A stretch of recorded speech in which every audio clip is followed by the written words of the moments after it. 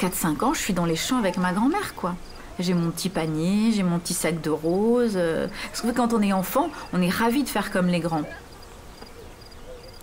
Mon arrière-grand-mère a commencé donc la production des fleurs à parfum avec ses enfants dans les années 50. Ensuite, mon père a repris l'exploitation avec maman. Et moi, je décide, parce que ça a 20 ans, ça ne m'intéresse pas du tout les fleurs et la terre, je décide de partir sur d'autres horizons. Et après quelques années de bureau, quelques années d'enfermement, je décide de reprendre l'exploitation. C'est arrivé voilà, comme une évidence. C'était le bon moment. On a probablement, quand on est né à Grasse, un lien particulier de toute façon avec les odeurs. En Pays de Grasse, on a toujours cultivé la rose centifolia parce que lorsqu'elle s'épanouit dans ce terroir, elle est unique. Il n'y a pas une rose au monde avec toutes ses notes mielées, ses multiples facettes, ce côté agrumes, poivre, épices, artichaut, cardamome. Tout ça, ça dépend du terroir, c'est comme la vigne. Le terroir a un impact à la fois sur le goût, à la fois sur l'odeur. Et la centifolia, c'est celle qui est cultivée depuis toujours en Pays de Grasse pour la parfumerie. Pour moi, Miss Dior, c'est un parfum éternel. Et je pense que c'est un parfum emblématique. Il a ce côté gourmand, il a ce côté floral gourmand. Miss Dior, je trouve que c'est un parfum léger, heureux, comme les vacances, voilà. Au champ, on n'a pas la même notion du temps. Moi, ce que j'aime, c'est que mon temps n'est plus découpé en heures, en jours, en semaines. Mon temps est découpé en saisons. C'est pas une découpe arbitraire. C'est une découpe logique de ce qui se fait dans la nature. Du coup, c'est moins cartésien, mais c'est aussi moins abstrait.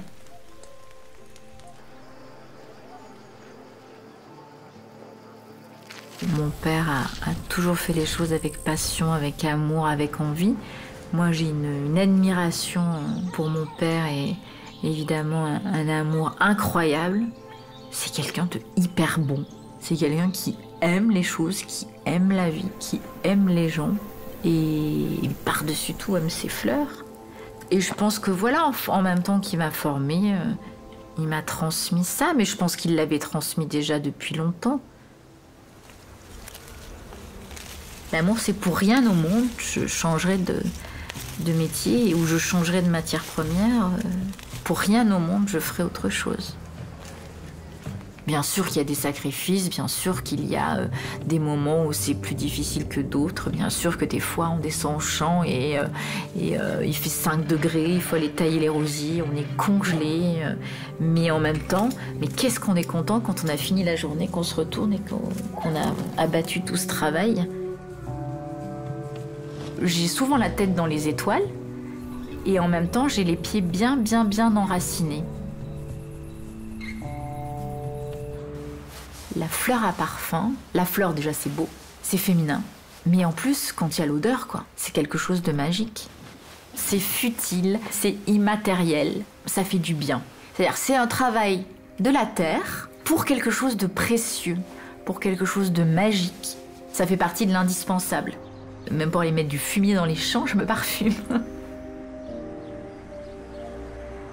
Le luxe infini, c'est quand tout le monde dort et qu'à 5 heures du matin, vous prenez votre café, assis sur l'herbe, avec ce silence extraordinaire, avec évidemment le bruit des oiseaux et les premiers insectes, l'odeur du lever du jour, si ça pouvait durer des heures.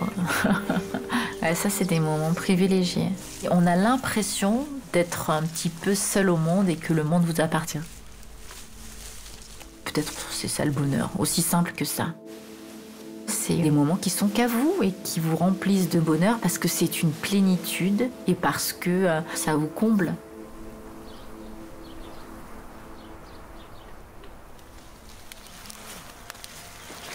Peut-être que plus j'avance, plus je suis épicurienne. Ces plaisirs des sens, pour moi, c'est vachement important. Et plus j'avance, plus c'est important.